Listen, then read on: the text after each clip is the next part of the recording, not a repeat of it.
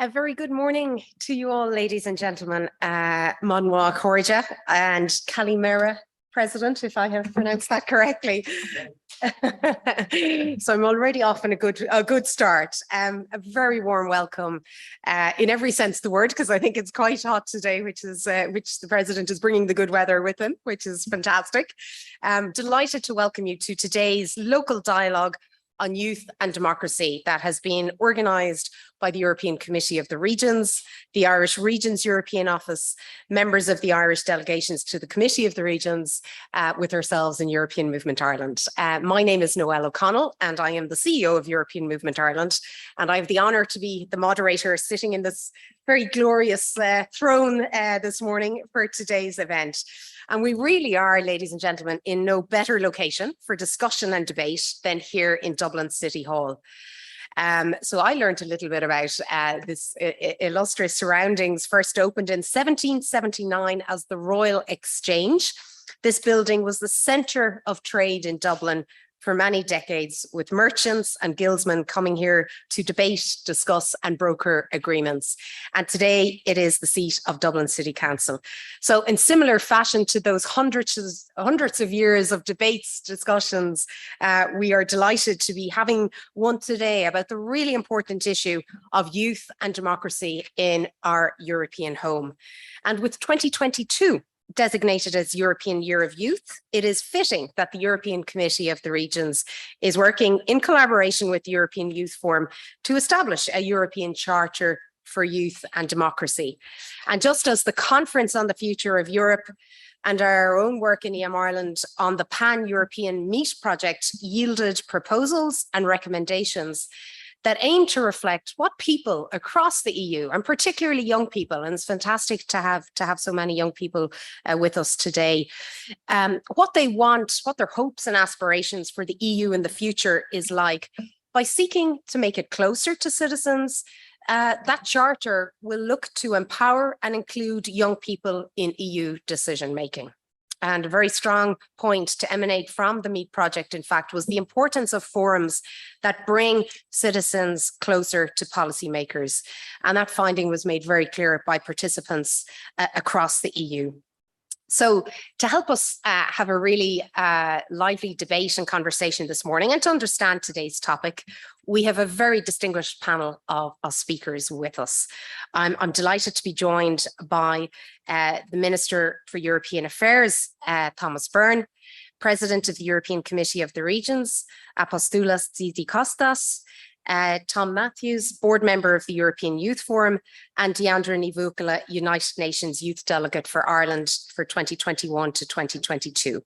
So in terms of running order, what we're going to do is first hear from Minister Byrne. He will then be followed by President Tzitzikostas. Tom will then speak, and finally Deandra Nivukula, and then we'll open the floor to a panel Q&A discussion with yourselves. So you all have a microphone, and when the time comes, I'm expecting to see those buttons pressed, but not until we get to that point. I've been warned that lots of things happen if people start pressing buttons. So, you know, you have been warned, So look, fantastic. And if I may, first of all, hand over to Minister Byrne for his keynote address. Thank you, Minister. Thanks very much, Noelle. You've got in a good morning. I'm really delighted to join you this morning in this important dialogue on youth and democracy. I want to extend a warm welcome, Kate Míle to Apostoulas, who's the President of the Committee of the Regions, and also, of course, to the members of the Committee of the Regions here, my own party colleagues, Kate Feeney and Eamon Dooley, and indeed Councillor Michael Murphy, the head of the delegation, Councillor Declan MacDonald, Deirdre Ford, Caroline Swan, Dwan Stanley as well. And I think I've got everybody there who's on the Committee of the Regions. And I want to, sorry. Oh, Jimmy McLernan, sorry, he's there as well. Apologies. Apologies. It's very important, though, that we do recognise your work, because the work of the Committee of the Regions is really, really important, bringing that voice up from the grassroots to the European level. And I think you have a major role to play and do play in our European journey. And I'm struck as well here by the portrait of our former mayor of the city and former MP, Daniel O'Connell, the Liberator, one of Ireland's, I suppose, you might say founding fathers, but certainly one of the most important people in Irish history. He led movement for, I suppose, peaceful liberation in this country. Indeed, held many of his mass meetings with hundreds of thousands of people in my own constituency at the Hill of Tara.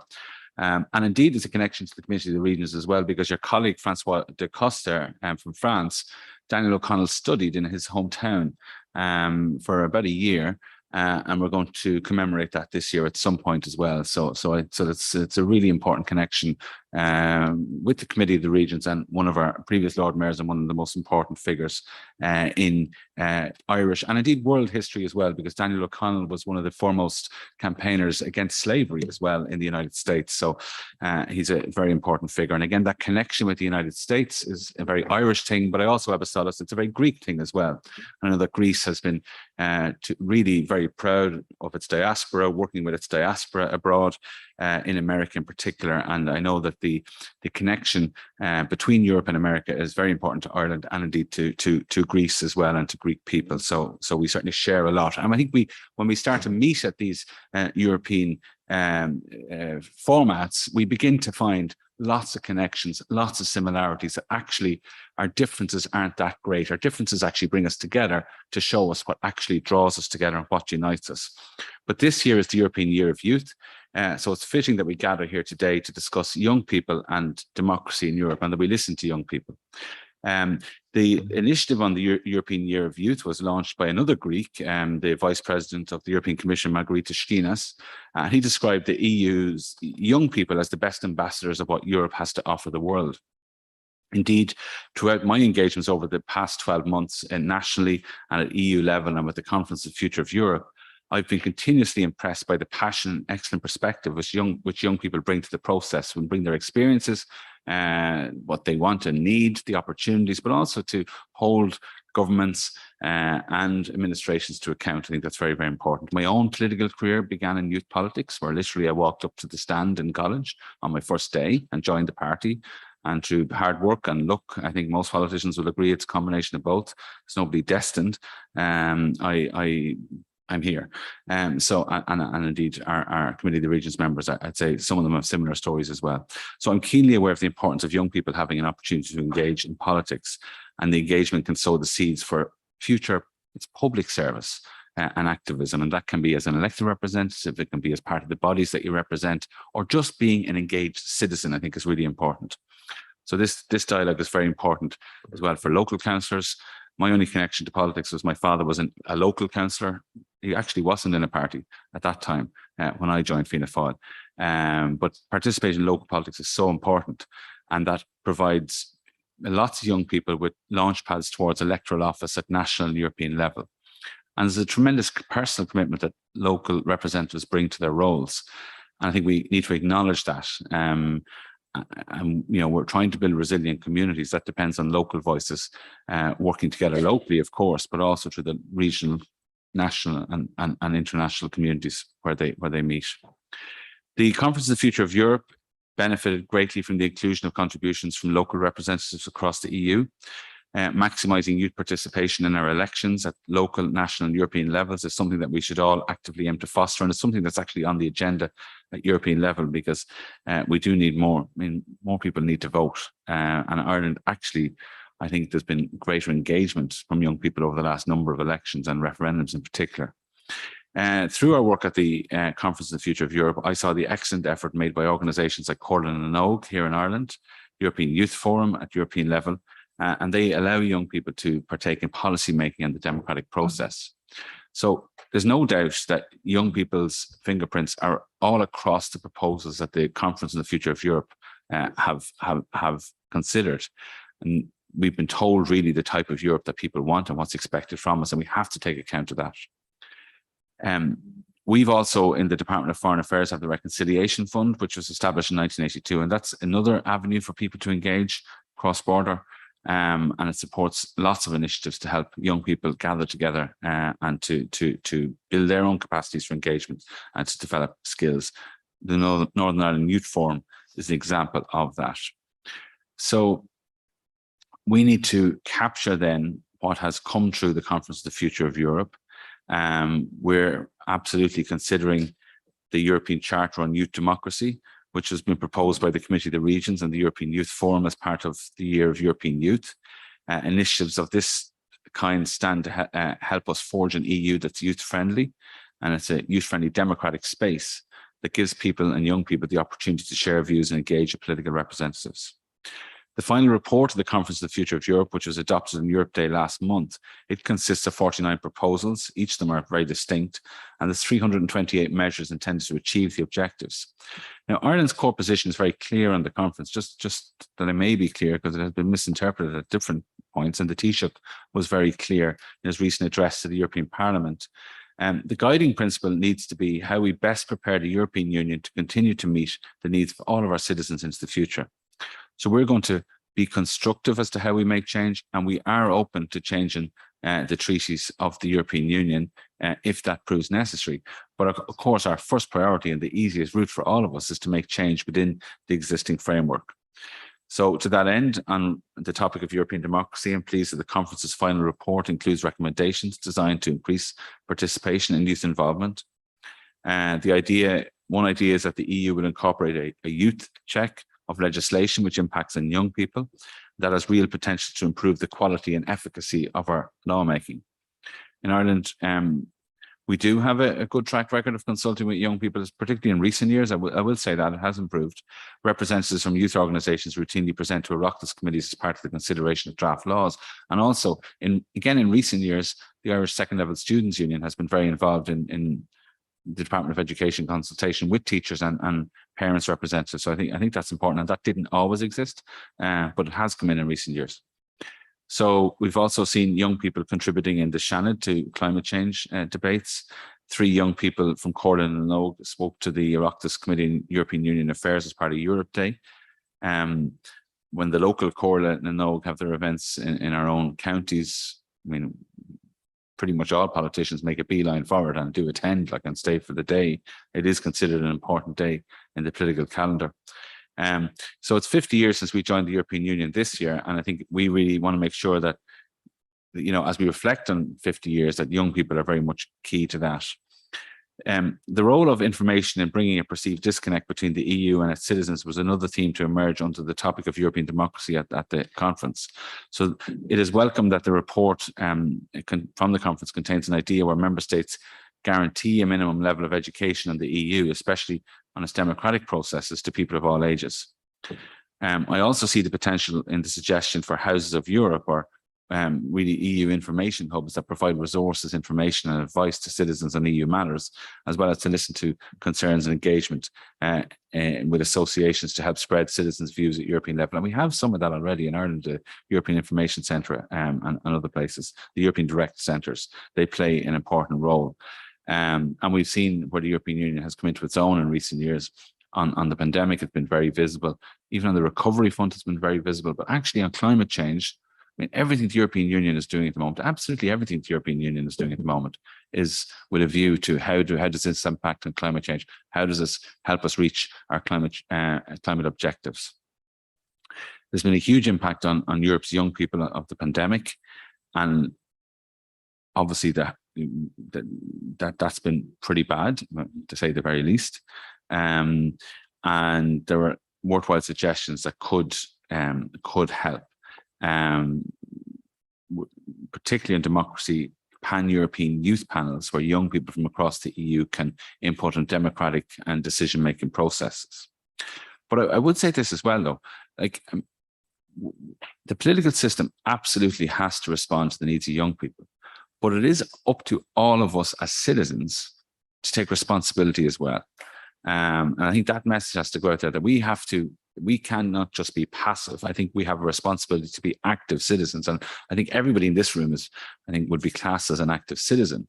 But I think we have to, as well as making sure that the information is there, which quite frankly, it is there, we have to make it more accessible. I think this is the real challenge for us.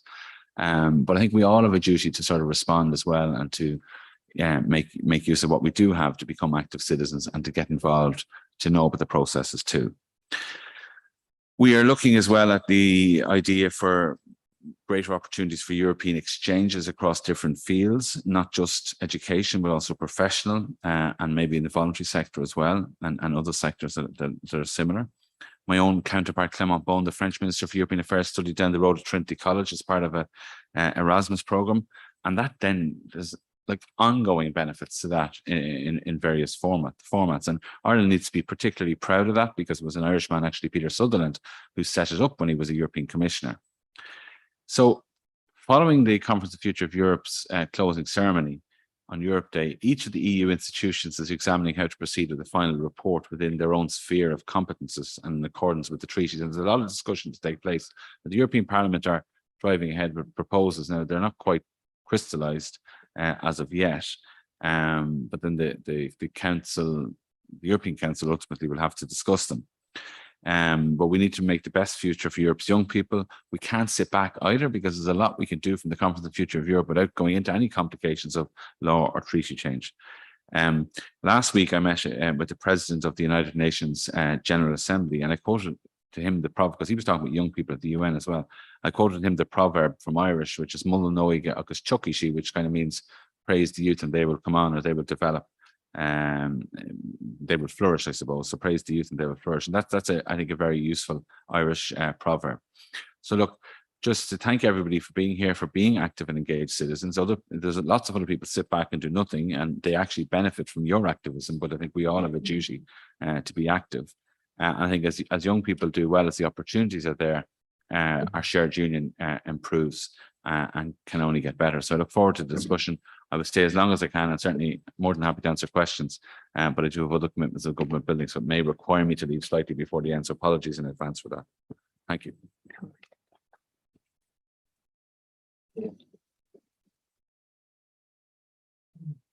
Not at all. Many thanks, Minister. Appreciate your busy schedule, and your remarks on Daniel O'Connell were very interesting. My late grandfather used to always claim that we were related, so that's a family history project I'm going to look into over the summer at some stage.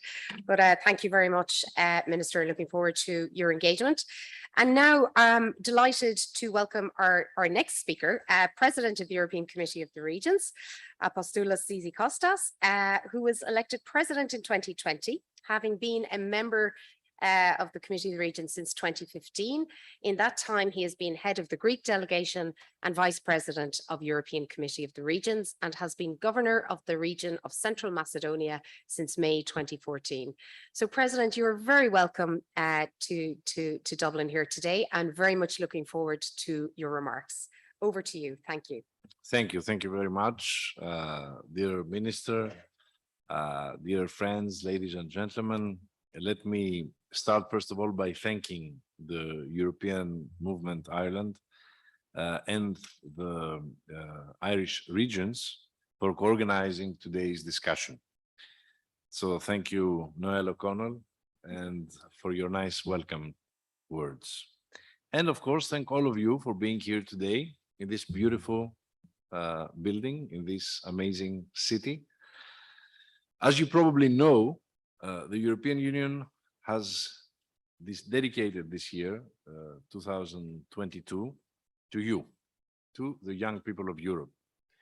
And for us, for the European Committee of the Regions, which represents 1.2 million elected politicians at the regional and local level, from the 240 regions and the 90,000 municipalities of Europe. The young generation has long been our political priority, whether it means better access to high quality education, environmental protection, digitalization of services, access to labor market, or your active participation to European democracy and to European decision-making process. So the European Committee of Regions has joined forces with the European Youth Forum to launch the process of co-creating a European Charter for Youth and Democracy. And I would like to invite you all to share your ideas and proposals and be part of this co-creation process. At the same time, it is very crucial that we continue the debate on the future of Europe beyond this conference. Thanks to our committee, the Conference on the Future of Europe, which ended 2 weeks ago, in the conclusions, we include very concrete initiatives like the EU Youth Councils, the EU Local Councillors, and the EU Houses of Democracy that can help bring Europe closer to people and especially closer to young people. Now, moreover, European Committee of the Regions has created the Young Elected Politicians Program, a network of young politicians who are no older than 40 and hold a mandate at regional and local level in the European Union. Unfortunately, I cannot be a part of it for 4 years. I'm 44. So, dear friends, your generation, the young generation, has lived so far in a union without wars and without walls. You have been educated in a time of information and knowledge without boundaries. You have been traveling without the burden of borders and checkpoints. You are a generation that has seen integration and globalization not as threats, but as opportunities for education, exploration, employment, and exchange. But recently, you have been tempered by some very difficult times. The pandemic, the rise of extremism, Brexit, the climate crisis, the widening of inequalities, the war that is happening right now at our eastern borders in Ukraine are challenges that we need to face urgently and simultaneously. But this is what I want to say to you. You know, Europe as it is, now you must be eager to forge Europe as it should be.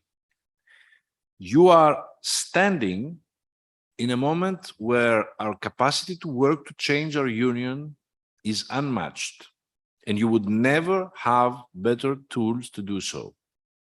And one of the basic tools is democracy, is participation, is elections.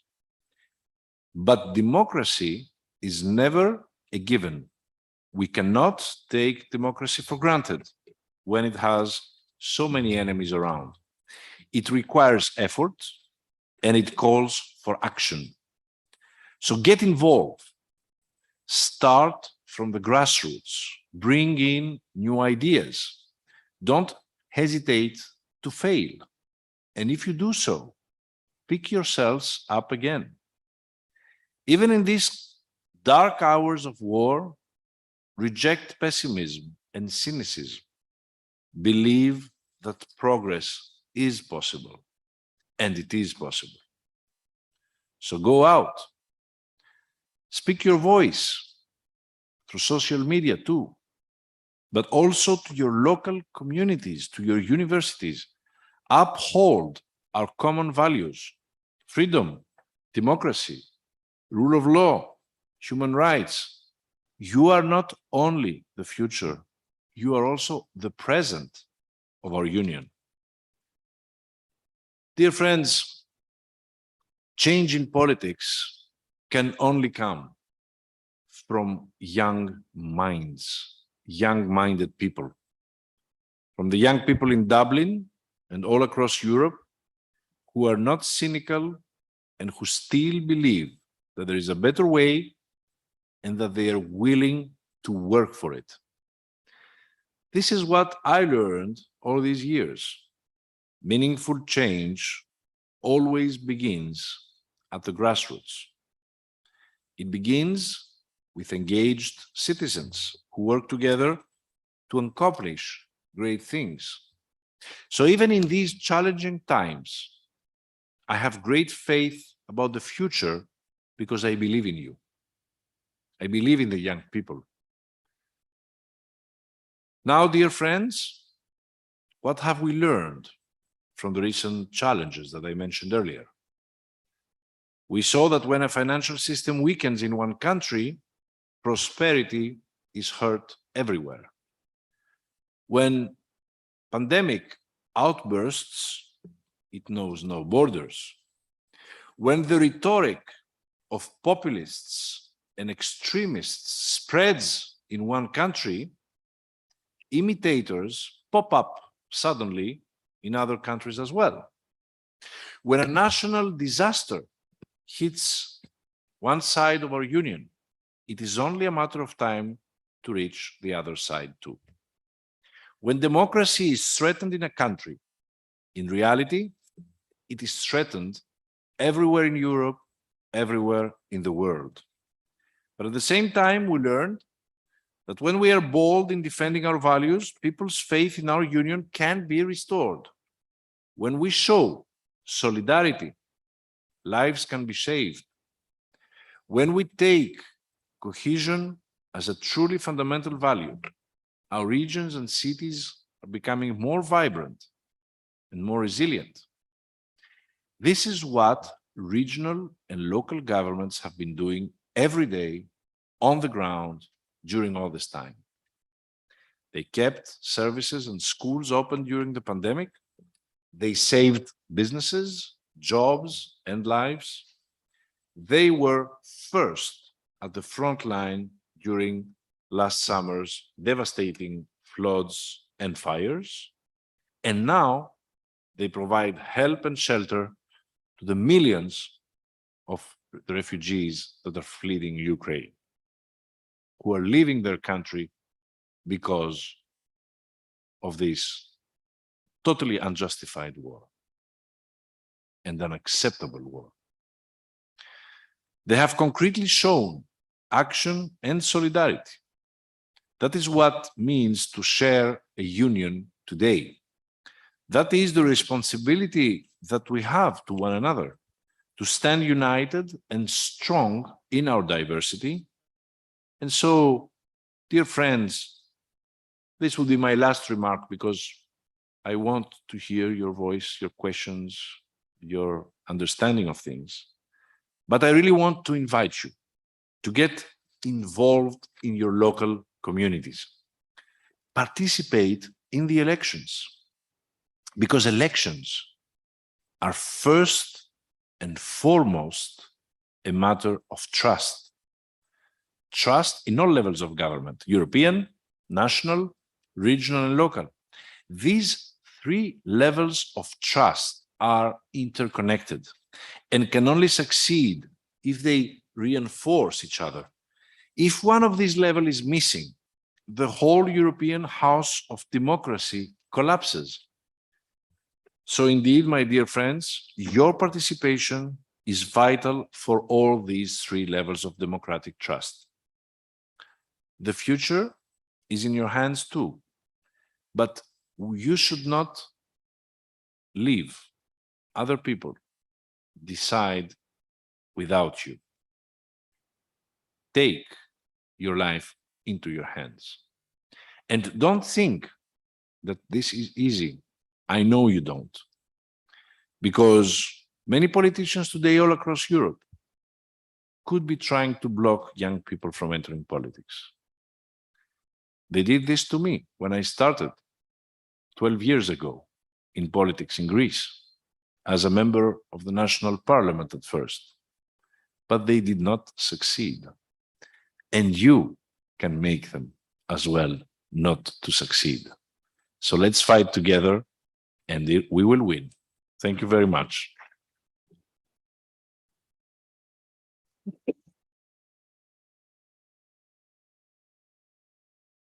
Thank you very much, President, for that fantastic address and inspiring call to action. I think certainly words there for us all to take on board and bear in mind. And I'm now delighted to also extend another welcome to our next speaker for this morning's event, Thomas Matthew, So for ease of reference, we've agreed that that we're going to go by Tom. He is currently in his second year as an undergraduate studying human, social and political sciences at Cambridge University. And he was elected a board member of the European Youth Forum in 2021. So Tom, we're delighted to have you here with us in Dublin today, and the floor is yours. Good morning. It is a real honour to be here in Dublin. It's my first time, and it's just going to be a short trip, I think, but from what I've seen of the place already, it's amazing and great to be in this really cool building too. So I'm going to start by saying a little bit about myself and a little bit about why I decided to get involved in youth organisations. And then I'll talk a little bit more about the work of the European Youth Forum and follow along from the themes of democracy, I think, which are pretty central to tackling some of the massive challenges that we're all facing. So I'm Tom, I'm 21, I'm from the UK. I was born in Cornwall down in the southwest, and I live in Devon and study in Cambridge. And for the past few years, I've been getting a lot more involved in youth organisations. And one of the main reasons why I decided to get involved in youth organisations is because I think people, and young people in particular, are at the heart of overcoming the big challenges we face. And for me, I kind of came to this realization. Well, I started to back in 2018 when I became pretty unwell and had to take a year out of formal education. But whilst having this year out of formal education, I think it was probably the most educational year that I've had.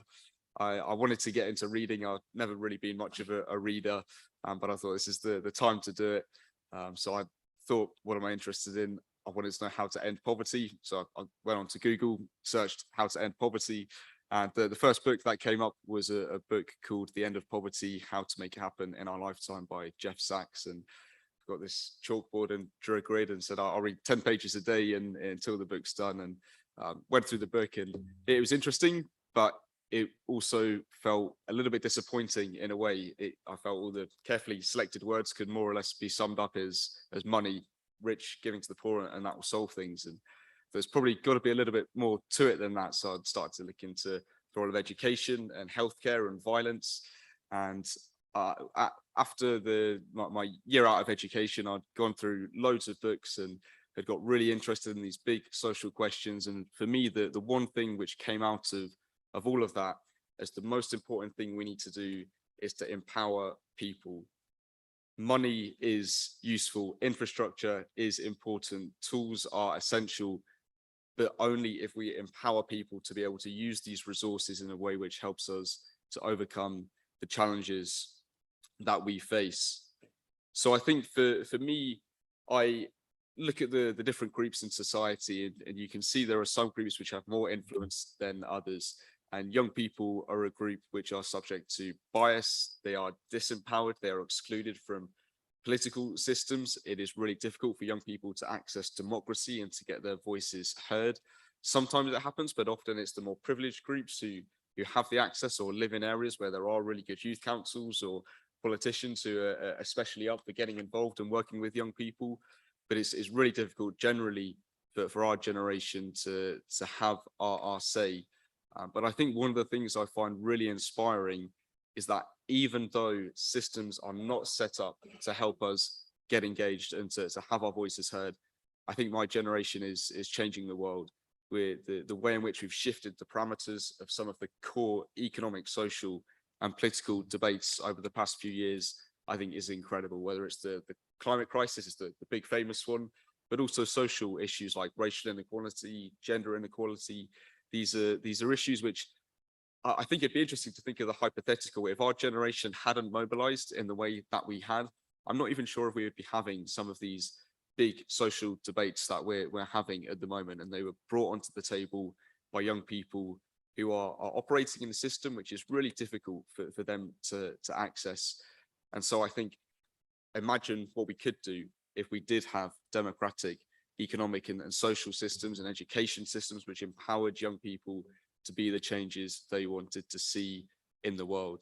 And so for me, I got involved with the European Youth Forum because our mission is more or less to create that world. It's to fight for youth rights, to create a world where young people are able to have their say, be agents in their community, and to feel like they have some ability to shape the future in front of them. And at the European Youth Forum, we represent over 100 umbrella organizations from across Europe. About half of them are national youth councils from more or less all the European countries, and the other half are international non-governmental youth organizations like World Scouting, European Students' Union. So we represent more or less all of you guys in some way or another, or at least the younger people in the room. And we use our representative capacity and our democratic structures to make a legitimate claim to representing young people in Europe. And that is what gives us power to make a difference in the European institutions and on a sort of European level. But one of the things we've been trying to do a little bit more over the past few years is really get engaged on the local level, because that's where change happens. I was at a Eurocities conference in Finland a few days ago with the president, and we were with lots of local leaders from across the continent. And I think it was really inspiring for me to hear how local leaders approach these problems in a much more practical, on the ground. How can we work with people to make change in a way which sometimes on the European level, it feels quite distant and a little bit abstract and really hard to feel like you're really making an impact and making a dent into some of these big challenges. But on the local level, that's where people are at. That's where the changes are going to be made. Whatever happens at the European level has to eventually reach the level where we're all sat in our towns, in our communities. And that's what we're trying to do, building the European Charter for Youth and Democracy with the Committee of the Regions. We're running a dual consultation process where the Committee of the Regions is reaching out to young people across the continent to find out what young people want to see change in terms of how young people are engaged with them on a local and regional level to help them have more of a say in democracy. And we're, the European Youth Forum, are focusing a little bit more on the international level and how we can make sure that young people have their influence in European-wide processes. So as the President mentioned, make sure to get involved with these consultation processes. They'll be sent out on our social medias, the Committee of the Regions and the European Youth Forum, and you'll have an opportunity to input your say there. And at the end of the year, hopefully you'll have a concise but powerful document that we can use to say to leaders, this is how democracy can work better for young people in Europe. And with the EU elections coming up in 2024, hopefully this will be a powerful tool to really make those a pivotal moment for showing that young people are ready to engage in political issues on the streets, but we're also ready to do it in the ballot box too. So that's one of the big things we're working on at the moment. And I just want to mention a couple of others. On the European level, we're building, or we're proposing that a youth test be built for all new EU policy. And the thinking behind this is that often young people, where they are consulted, it's on youth-specific issues, things like education, things like internships or employment coming out of education. And we believe that young people, like any other citizen, should have their say across all policy areas. Youth voice should be mainstreamed across all the different institutions and all the different policy areas. And one way we think this can happen, and this is something you can also apply on a local level and a national level, and you can make it work for your context, is a youth test where there's a set of criteria that each policy has to pass through in order for it to be approved. And for us, we have 3 stages to the EU youth test. The first is consultation. So before every new EU policy is passed, it has to go through a period of consultation where young people are asked about what they think in relation to that specific policy. The second is that an impact assessment be done on the policy to see if there is a negative impact identified on young people and on future generations. And then the last step is mitigation measures to be put in place if there is a negative impact identified for young people. And this is something which has emerged out of the conference on the future of Europe.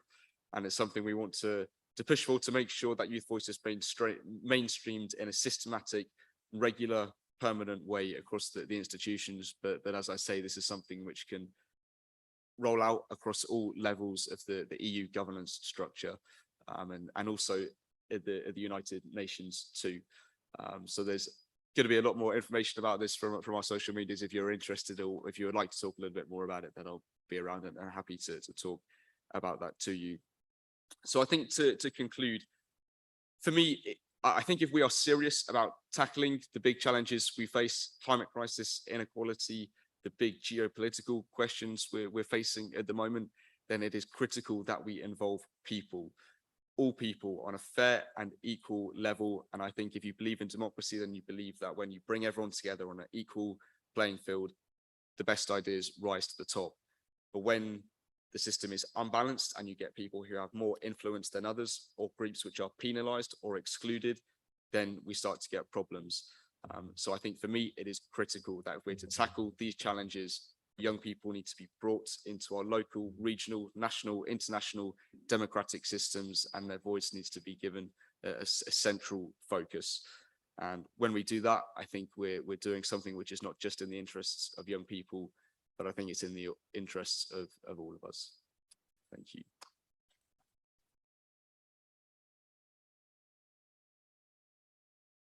Thank you very much, Tom. I had the honour to be Ireland's national citizen representative to the Conference on the Future of Europe, and with all respect to the President and the Minister, I think it's fair to say the real stars of the conference were the young people and the young citizens who really put forward fantastic proposals. So great to hear your comments there. Thank you very much for that. And now, last but by certainly no means least, my compatriot Deandra, delighted to welcome you today. We're joined by Ireland's United Nations Youth Delegate, which is not only a fantastic title, but more importantly, a fantastic and important role. Deandra Ní Bhuicla, Fáilte Roth, and Deandra is currently doing an MSc in International Public Policy and Diplomacy in University College Cork, and she was the recipient of the 2022 Global Citizenship Award from UCC, following on from her success as the 2020 Employability Star Award. So Deandra, thank you very much for being with us here this morning, and you have the floor. Thank you, Noelle. Good morning, good afternoon, I suppose at this stage, everyone. I'm delighted to be here with you today, and thank you to all of today's event organisers for inviting me to speak. As Noelle said, my name is Deandra Ní Bhuicla, and I am one of 2 UN Youth Delegates for Ireland from September 2021. For those of you who may not be aware of the programme, it was established by the UN in 1995 under the World Programme of Action for Youth. And today, almost 30 of the 193 UN member states support it. The programme was established in Ireland by the National Youth Council and the Department of Foreign Affairs and Trade back in 2015. And each year, 2 young people between the ages of 18 to 25 have joined Ireland's official delegation to the UN. The role involves advocating for the increased meaningful and sustainable involvement of young people on issues of national and foreign policy, along with representing their interests on issues such as peace and security, climate change and climate justice, and human rights. Youth delegates have the opportunity to meet with high-level officials in government as well as the UN to do such work, while also being local, national, and international representatives for their respective countries. Many of the events that I have addressed over the past few months have required me to explain why young people should be included in decision-making processes, which young people should be included, and how to include young people. I know that my work in this area will not be complete until all of the answers to those questions have been realised and their solutions implemented.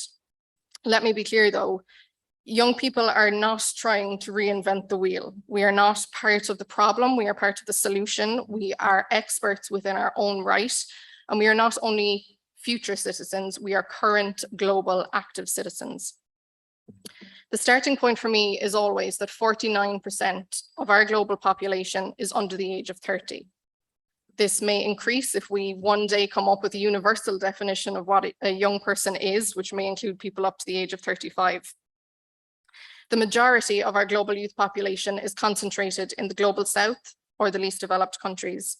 But if we consider the almost 30 UN Youth Delegate programs alone, 22 of those are from EU member states. The others are predominantly located in the greater European continent, and you also have the US and Australia. I know that Tom has alluded to privilege in youth participation already. So where the programme has been established elsewhere, there are further barriers, including the requirement to be fluent in English, to have a stable internet connection, and to be in a position to fund your activities yourself. Myself and many other youth delegates are lucky enough that our country sponsor our trips nationally and internationally to the UN HQs in New York and Geneva. And if that wasn't the case, I wouldn't be here with you today. So youth delegates, myself included, have recognised the barriers that our peers in the Global South have been facing, and we have been calling on governments for years now to provide funding for their equal participation in the programme, but to no avail, unfortunately. The three barriers that I mentioned do not address the additional constraints on the agency of young people based on societal perceptions, including the intersectional nature of race, religion, gender, sexuality, educational attainment, cultural background, residency status, disability status, the list goes on. 49% of our global population is under 30, yet the average age of our global leaders is 62. 49% of our global population is under 30, yet 37% of parliaments worldwide have no MPs under 30. In fact, only 2.6% of parliamentarians worldwide are under 30. These findings are from the 2022 Be Seen, Be Heard Global Youth Report, collaboratively developed by the UN Secretary General's Envoy on Youth, Mr. Atma Vikramanayaka, and the Body Shop. I was fortunate enough to meet Ms. Vikramanayaka when I attended the Commission on the Status of Women in New York in March. I entered the room wanting to speak about youth, peace and security. It's a personal interest of mine, and given what happened in February, I wanted to speak on behalf of my fellow youth delegates from Ukraine who are and were having their lives fall down around them. Ms. Vikramanayaka had different objectives, though, to my delight and surprise. She wanted to speak about Ireland, the Vote at 16 campaign and citizens' assemblies. I have been a youth representative for 11 years now, and I'm pretty sure that the Vote at 16 campaign has been going on that long, if not longer. 15-year-old Deandra led a successful government lobbying campaign as chairperson of my local youth-led youth group, as Minister Byrne alluded to earlier, Corlin and Ogue, which aimed to reduce the cost of public transport for young people in Ireland up to the age of 19. And we saw the rollout of the Leap card system to Cork 5 years ahead of schedule. All of this involved various meetings with TDs and government ministers. We went through months of learning with PhD candidates in University College Cork on quantitative and qualitative research methods. We conducted focus groups, surveys, and interviews in our respective schools. Can you tell me what the rationale is behind my 15-year-old self not then being able to vote a year later? Are we saying that I did not have the capacity to understand the political process, that I was incapable of forming my own opinions on complex issues? Was I too immature to understand how the world really works? Before anybody says that young people like me back then and like my peers and like many of the young people that I see here today who are doing incredible work, those young people are not the minority. I give you the climate crisis, as Tom alluded to as well earlier, because it has only become what it is today, the climate movement, from young people. I participated as a panelist in the CP4 Europe participation conference a few weeks back, and I sat next to a 16-year-old youth participant from the Fridays for Future campaign. And he said, and I quote, "I'm allowed to drive a big, massive tractor at 16. Why am I not allowed to vote?" And that's really all it comes down to. 49% of our global youth population is under 30. And 76% of them believe that politicians do not listen to them.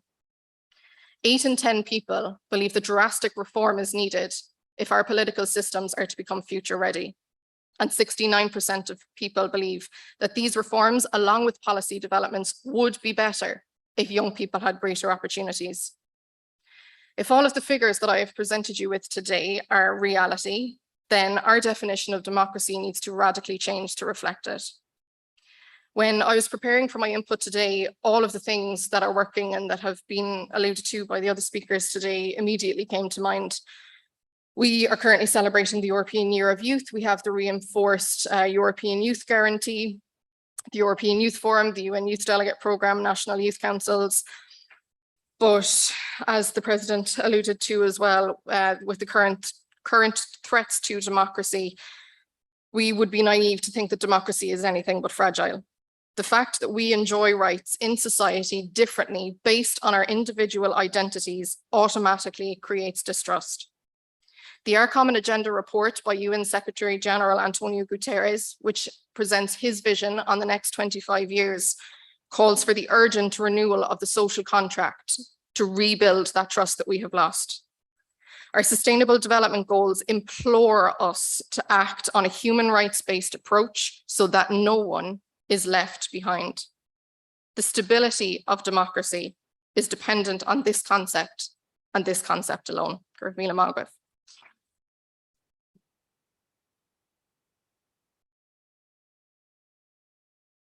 Míle mágah, Deandra, for that fantastic speech and address. And now, conscious that we started a little bit delayed, I'm delighted to open the floor, ladies and gentlemen, to you and to our online audience. And very mindful that the Minister has a prior engagement. So with the understanding of the fellow speakers, we might address questions to the Minister first. Okay, big round of applause. That gentleman was the first up with his hand, Minister. So I'm going to, and if you maybe want to say just your name and if you're from an organisation, thank you. Hi, Minister Byrne. My name is Ben Campbell and I'm a ISSU Regional Officer for Laois and Offaly. I think what you said in your speech is incredibly true. The political system must respond to young people and we need to be active. And that's exactly why myself and my colleagues from the ISSU, as well as Deandra, are fighting so hard for a vote at 16, which would be a truly groundbreaking development for democracy in Ireland. If it is to pass, Minister Byrne, I would love to see your support for the bill as it is coming up very soon. As Thomas said, economic, democratic and social systems are very important to build up for young people. Do you feel that the Vote at 16 campaign would achieve this? Well, I personally support it. I can say that personally, and what the government decides to do we'll have to decide collectively, and I'll go with the collective decision of the government. But I see no difficulty with it. I think it's there already. I think, quite frankly, and I'm not that old, and I was elected to the Dáil at 29. I'm a year older than the President of Apostolos, but we certainly were not as engaged in the way that you are. And I'm talking about, like, there were one or two, but my generation in general was not as engaged in the political system when we were your age. We didn't have the avenues and the Corlin and Oaks. I certainly don't remember it if it did exist at that stage. The organizations that represent you simply were not visible to me, at least. And I went to my local secondary school and would like to have been as engaged as you are at this point. And I see my colleague, Councillor Deirdre Haney, here as well, who was elected at a very young age as well. And I'd say she would say the same, that we got into our political parties, I think would be fair to say. And there just seems to be lots more opportunities now. So I personally support them, will advocate for that, but the government decision will be, the government will decide collectively, and I'll have to go with that. Like, I mean, I'm a minister in the government, but personally, I have no difficulty with it whatsoever. I think it's a good idea because you're so engaged, because you're so involved, because you know, you've access to the type of information and you contribute to that information and the research and the work that you do, whether it's at school or that why wouldn't you be involved? And I see young people, and I keep calling them kids, but actually I see like this subject now in secondary school that we have now, the politics and society. I mean, that's like a first year or even second year of a university degree program, that subject. It leaves you so much scope for doing your own research, for doing your own reading, for not just flicking through a textbook, but actually thinking about the challenges and the problems that face us. So now I say that a lot of young people are now over 18 when they're studying that. I wasn't even 17. But I think there's no argument really not to give the vote for people who are so engaged and are well able to do lots of other things, as you said, driving a tractor or driving a car, whatever like that. Now, we don't allow you to drink, but I think that'll probably start going up at some point anyway, or smoke. That might be gone completely for everybody. Anyway, so there you go. That's my view anyway. Great. But I can't speak for the government on that. Great. Thank you, Minister. And I think, President, actually, what's the situation in your own country? Well, we in Greece have already changed it to 17. And in my opinion, it needs to go to 16. And the reason is very simple. You cannot give a driving license to someone who is 16 and trusting his life, trusting that he will not, according to his decision when he drives, takes the lives of other people. and at the same time say that you cannot trust him for taking political decisions. It's unbalanced. So yes, I'm 100% for the idea of having the vote at age 16. Thank you very much. And those of us who grew up on a farm and were driving tractors at 16, good to know. Thank you. Thank you very much for the opportunity to ask a question here. I really appreciate, first of all, myself, Adam Lamb. I'm the Deputy President of the Irish Second Level Students' Union with my colleagues here. And I really appreciate, Thomas, Minister, for your direct allusion to our union and our relationship with the Department of Education, how constructive that has been. And I'd love to see more of that across other government departments in terms of the relationship with young people. I'm going to ask another question based on Vote at 16 as well. And I was delighted when Deandra mentioned it because I had it written in my notes from the beginning. And I was also delighted for quoting the panel discussion that we were on together a couple of weeks back. But I know Vote at 16 has accrued wide support throughout Ireland, throughout Europe. I know the European Youth Forum has a campaign on it as well. I suppose this day last month is when Belgium announced their lowering voting age to 16 for your local and European elections. So I'd just like to ask what the hesitation is, both in Ireland, but also in Europe as well. I mean, it's in 2015 that the European Parliament voted in favour and support of lowering the voting age for European elections. Yet it's been an incredibly slow moving process. It's only been Austria, Malta, Scotland, and a couple of member states of the European Union so far. But even yourself, Thomas, your Fianna Fáil colleagues, Malcolm Byrne currently has a bill in the Seanad for the proposal of lowering the voting age. And just a couple of years back, your party pulled support from it. So I'm just wondering, what is the hesitation there within the government for actually taking that step forward to bringing democracy to that younger age? I don't know. I mean, the hesitation as regards a Dáil vote at 16 is probably because it would require a constitutional referendum, an amendment of that. So I suppose people feel, well, we certainly couldn't have done that in the last 2 years during the pandemic. There are quite frankly different views on it. I would say that. I would say that goes through a lot of the political system. Legislation that you talk about is definitely possible at local and European level. That's very that can be done. Just through legislation. So I certainly hope that it happens, and I will advocate certainly within government my view on the issue, because it's not a particularly good look to be standing in the way of that, standing in the way of, I suppose, sense really in some ways. But a constitutional referendum is just, I would say, on the Dáil is probably not a priority just at the minute, because it takes up a lot of space in the Oireachtas, first of all, where we're trying to get lots of legislation through, particularly on housing and many other matters. But the local European, that could be done, not totally straightforwardly, but it could be done much more straightforwardly. Yeah. Great, thank you, Minister. And I think the Minister has to leave, not at all. So thank you, Minister. So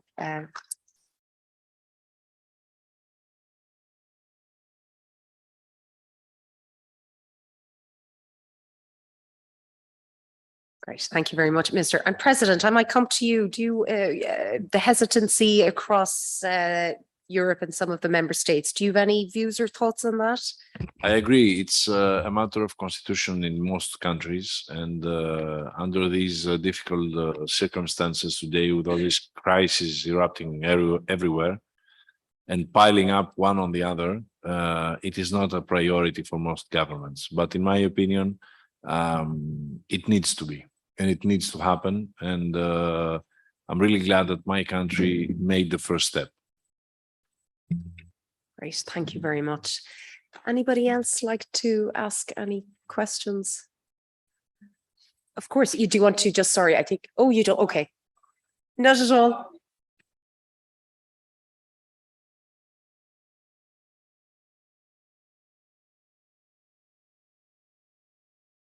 Sorry, I think the President is having problems just hearing you. Would you mind? Oh, goodness, right. Thank you. Thanks so much. Sorry. And just problem. Sorry, I was late. I'm from Limerick City and County Council. My name is Katie Anetic. Limerick Call and an Oak raised concerns in relation to sexual discrimination and lack of youth space. So I was just wondering whether there might be some strategy included in the European chart, or maybe some special funding in relation to establishing new youth space. We do have some funding through PsyCUP program, but obviously it's not enough. So I was just wondering whether that might be considered.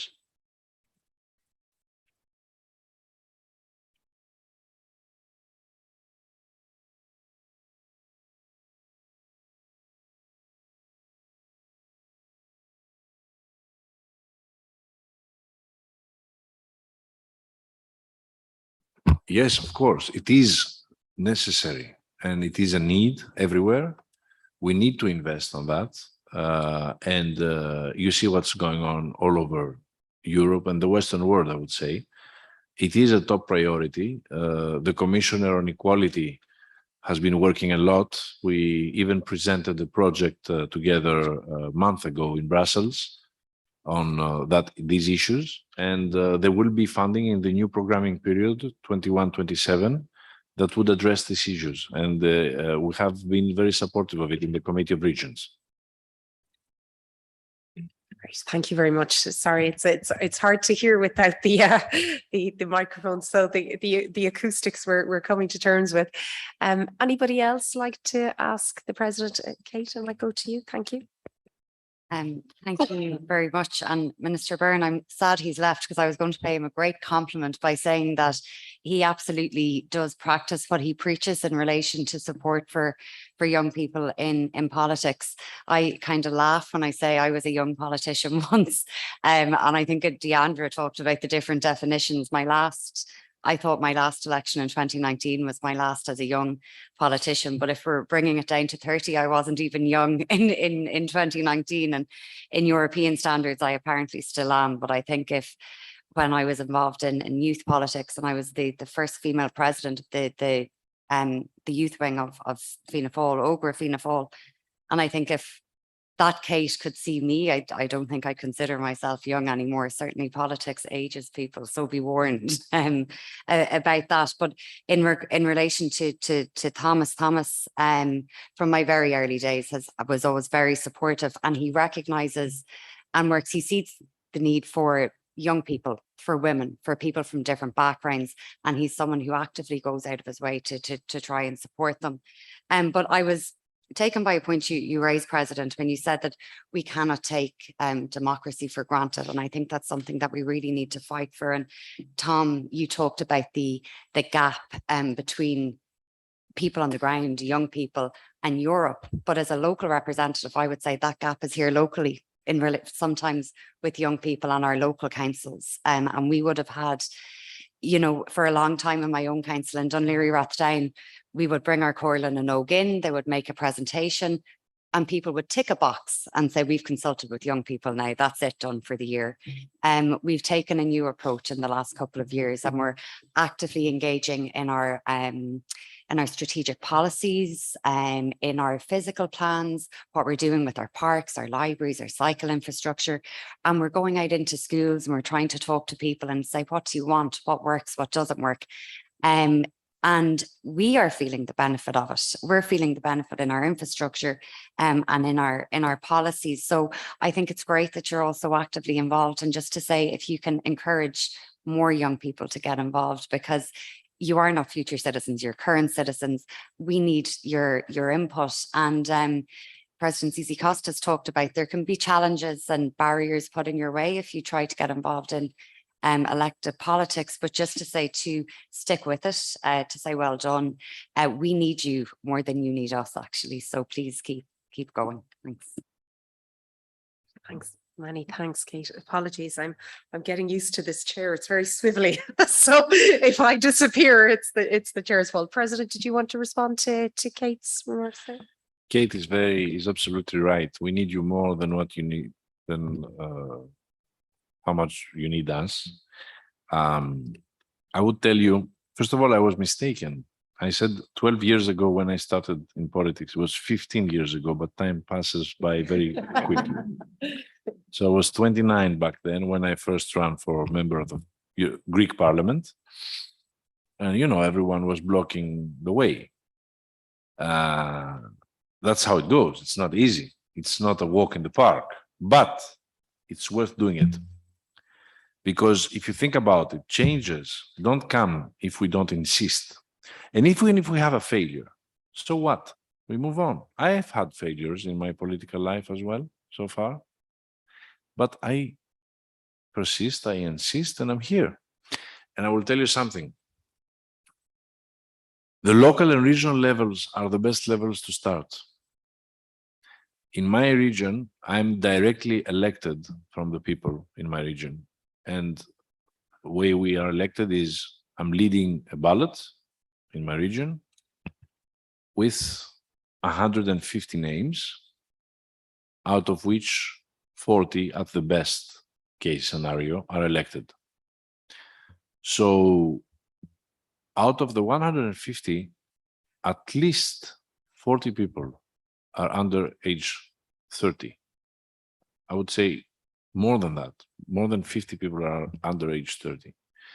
And I had even candidates of age of 17, 18, which is the lowest possible. I'm trying to tell you that I have gained a lot, both as a political party, a candidate, but also as administration now in my region, having these young people around me. Because you bring another vision that even though we consider ourselves young, sometimes we don't have it. And it's very useful. So I have been, you know, blessed to have around me people that bring up new ideas in my region. And thanks to them, I have managed to take initiatives in my region that has helped a lot people, especially young people who are and want to work in new technologies and innovation. We have been very supportive of this sector, which is very important for Greece because it creates jobs for very qualified, high qualified young people who until now had to leave Greece to find work elsewhere. And today we have managed, with specific policies that we have done throughout the last 4 or 5 years, to attract huge companies like Pfizer, Deloitte, Cisco, who created hubs in Thessaloniki, my capital city, absorbing young people.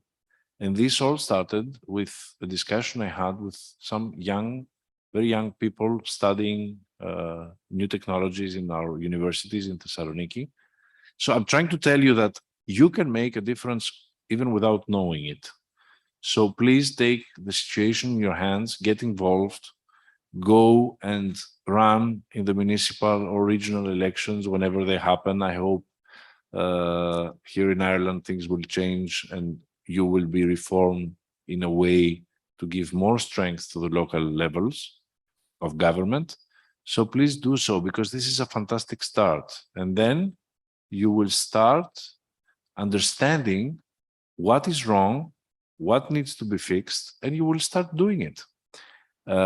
It's always better when we don't like something to try to get involved and change it than to stay out of it and bitch about it. I don't know how to say it in another word. Thank you. I'm not sure if protocol we can say that from that side. I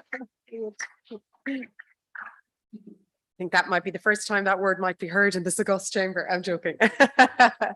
Sorry, I think yourself, you declare.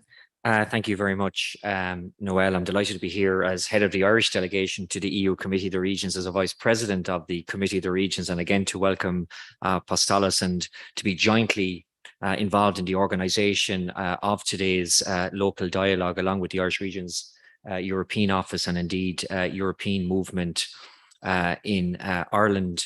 Just to make a number of comments, first of all, on the conference on the future of Europe, I agree with you, Noel. The real stars were our youth. I'd like to think we in the Committee of the Regions were also co-stars.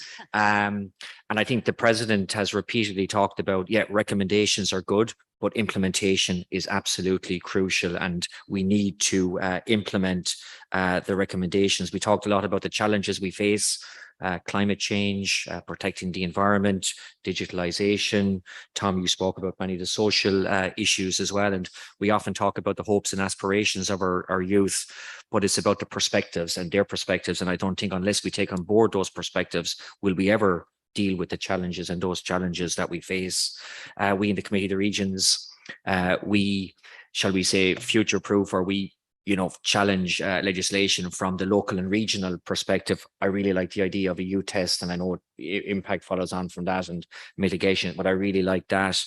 But I really want to come in on and join with President Zizi Kostas and his call to arms. Let's participate, not just in terms of the voting age of 16, but to get involved, become candidates, and start at the bottom, start at the local and regional level, and that's where you can make a real difference. And I was really struck, Diandra, by some of the statistics you provided today. The average age 62. I don't know, is that national parliaments across the European Union, and that only 2% of national parliamentarians are under the age of 30. I think there or thereabouts.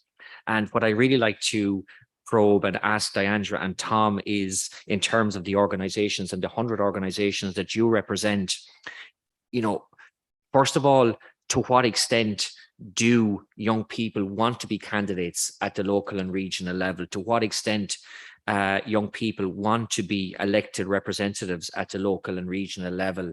And I know, yes, there are barriers, and President Zizi Kostas talks about barriers in his own but what are those barriers? What are young people saying to you? What are those barriers, and what should we do as existing public representatives to help overcome those barriers? Because I come back to the challenges, unless we have the perspectives and the voice of young people, I personally believe that we'll never solve the challenges that we face, and particularly the current challenges. Thank you. Tom, do you want to go, and then Deandra? Yeah. Yeah, thank you for the question.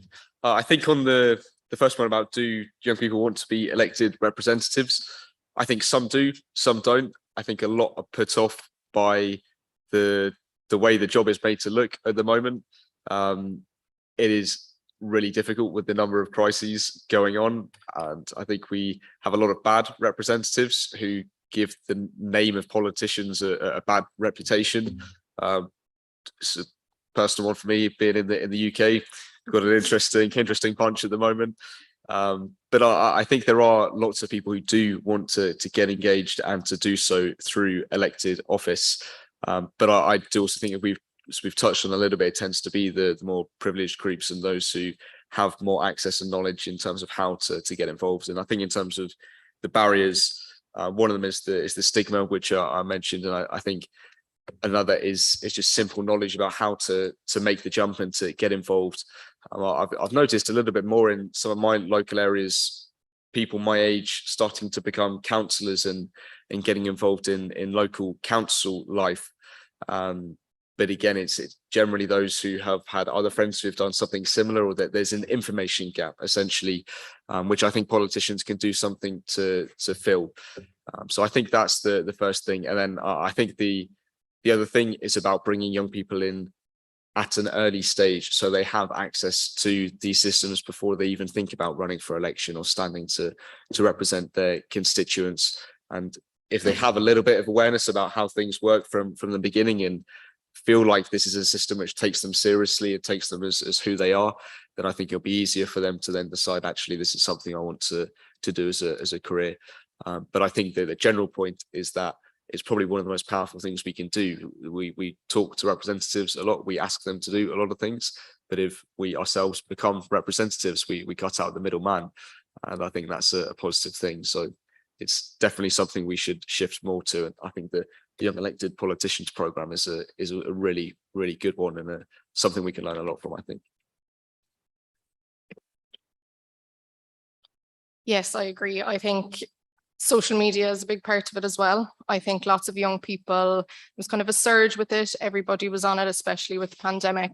It is now very overwhelming, and it is a constant stream of information. And because we are global citizens now, we are seeing all of this information from all over the world. As Tom said, there is so much happening. It can be very overwhelming. So I think people are kind of stepping away from social media now, but I know a lot of politicians do use social media as a tool to discredit other members of the government, or, you know, just try to bring them down in a sense. And I know that, you know, we're all about freedom of speech, and absolutely, you know, everybody's entitled to their own opinion. But even as a woman, why would I want to go and have somebody attack me online, and maybe I wouldn't see it for a few hours because I was working, and, you know, that's consideration too. Social media is a big one. Yeah, interesting. I think it was actually a topic that came up very much so in the digital transformation working group in the conference on the future of Europe, how the whole many issues around that. But thank you, Deandra. That's great. And sorry, Councillor. Yeah. Yeah, Councillor Deirdre Heaney is my name, and this is, I usually sit there, I'm the group leader of my organisation on the City Council. It's really good to have you here in this chamber. I suppose I was listening to something, I didn't hear the President and I didn't hear the Minister, but I heard Thomas and I heard Deandra. I was struck, I suppose, and encouraged by the way you presented your points. Thanks very much for that. But something in particular that Deandra mentioned, and that was that there was quite a high percentage of young people who think or believe that politicians don't listen to them. Certainly, I do listen to young people, and I find it really engaging when you're out in the constituency. I'm working in a constituency that has a kind of a cross range of different backgrounds of individuals, and I find it very helpful to me in my work when I talk to young people. It could be out in a park or it could be at their front door.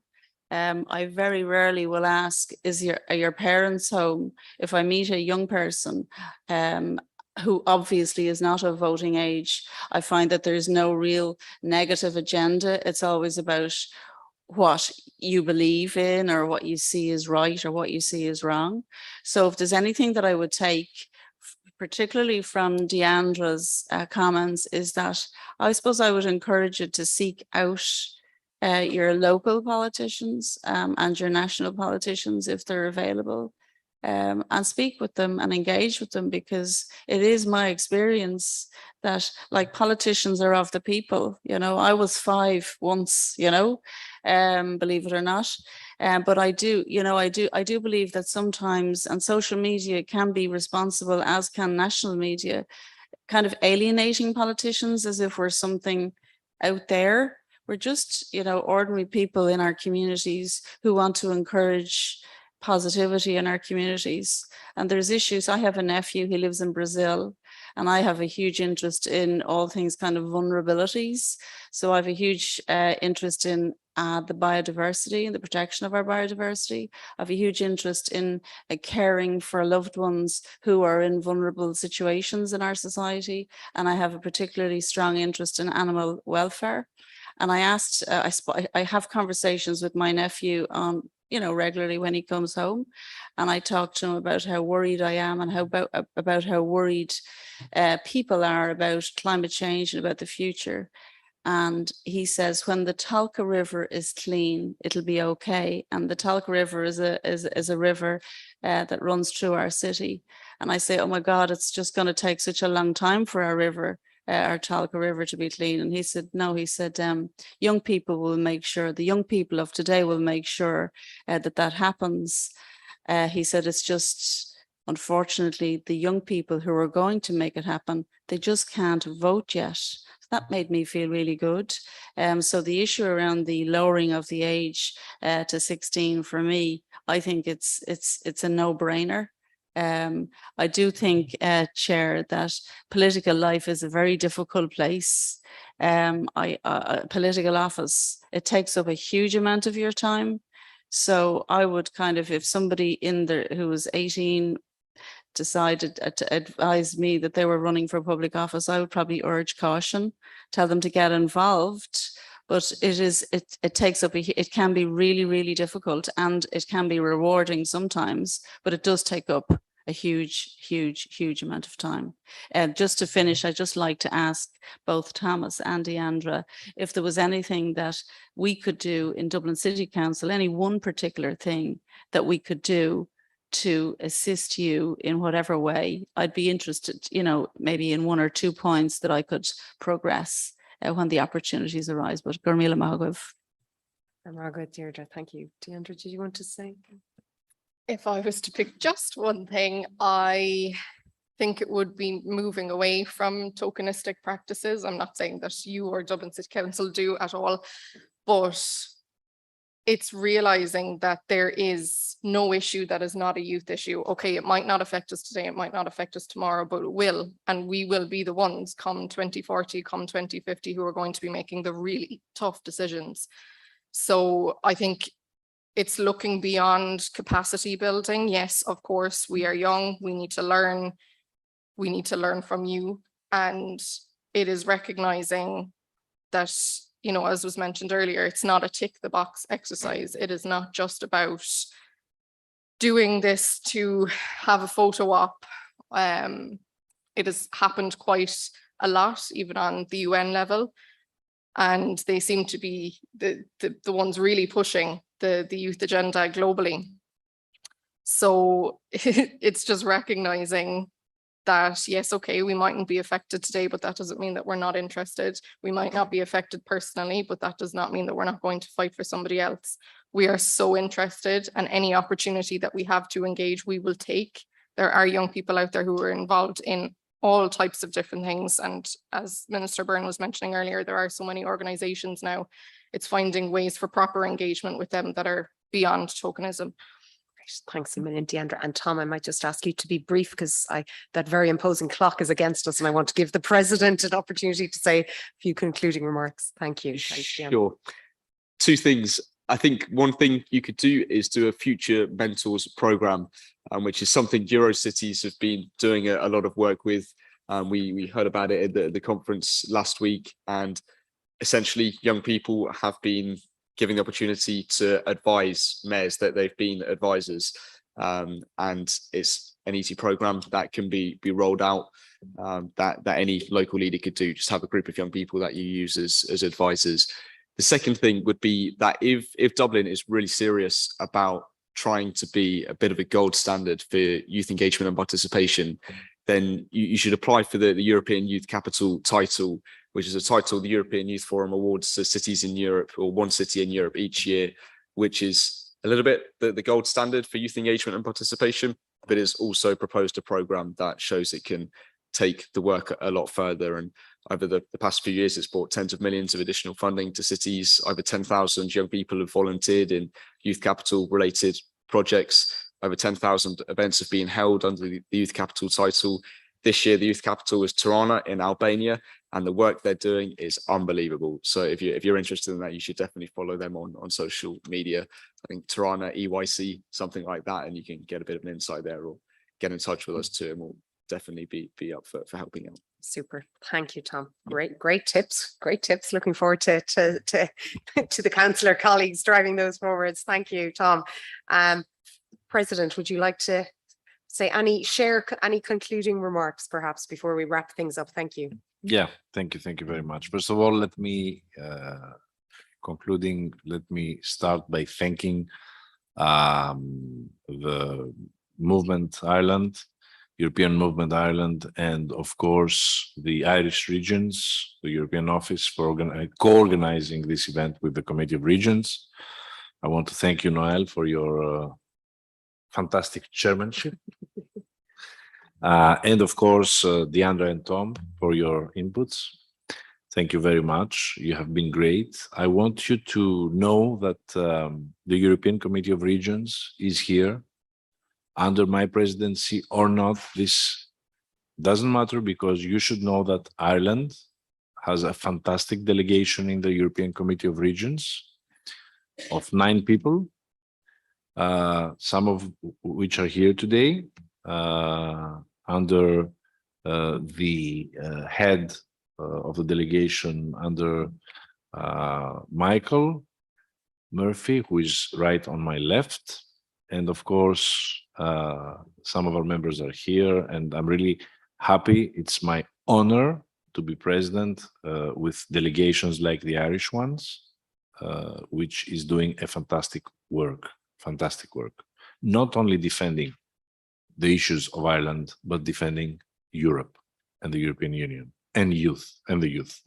So, having said that, I want to conclude just by reminding you and inviting you to join forces with us and the European Youth Forum for this process that we have launched, a European Charter for Youth and Democracy. You can find all of the details and the information on our website of the European Committee of Regions. And I want to invite you for your ideas, your proposals. It's very important for us.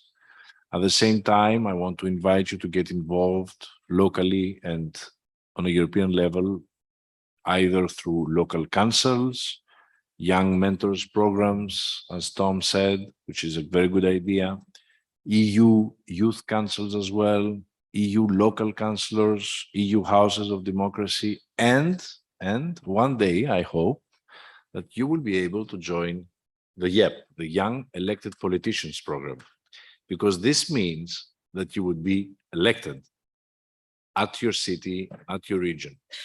And I insist on this, and I close with that. Come and become part of this process. It's always better to be a part of it. And believe me, you might find difficulties, but at the end of the day, nothing that comes easy is as nice as the things that come in a difficult way. So let's try it, and you see that we will all succeed together. Thank you very much for your invitation.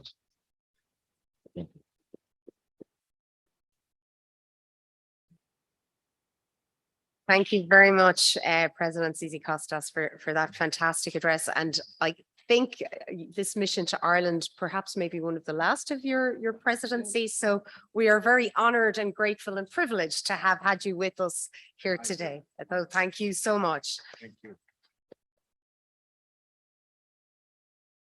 And if I may just for 30 seconds, if you'll permit me to do my wrap up and thank yous, a really big thanks to Minister for European Affairs, Thomas Byrne.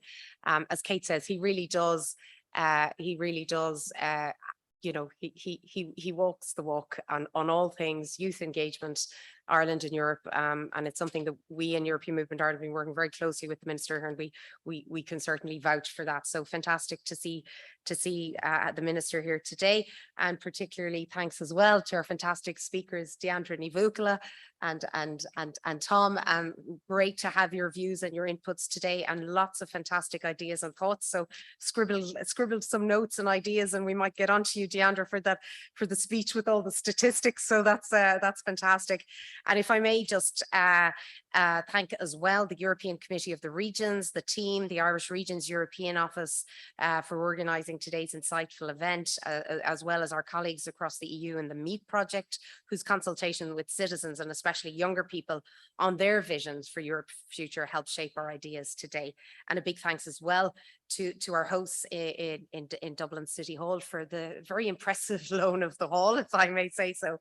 Very big thanks to them, and to my own team in European Movement Ireland, who Rory Queeve and colleagues who've been working really hard on putting together today's event. And to you, a special thanks to you for giving of your time and being with us here this morning, for engaging.